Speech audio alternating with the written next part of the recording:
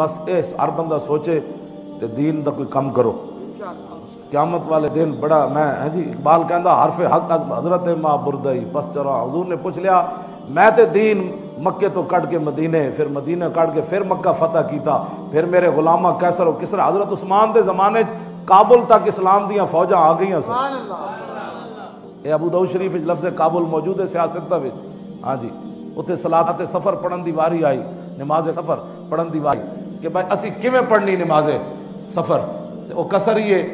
اس ویلے پھر پوچھا کہ رسول اللہ نے کہڑے موقع تے کنج پڑھی، دسو جی اس موقع تے کہڑے صحابی موجود سن، دسو اج نماز اسی پڑھنی کنجے نماز پڑھی.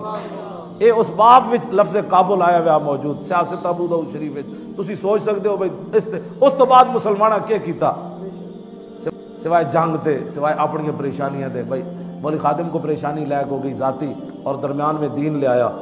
پیر صاحب کے مسائل ذاتی ہیں، اس کو مرید کر لیا، اس کو مرید کر لیا، اس کو مرید کر لیا. بندے گھیرو، بندے گھیرنا مقصد تے کوئی نہیں نا، مرید ایک ہی ہوئے.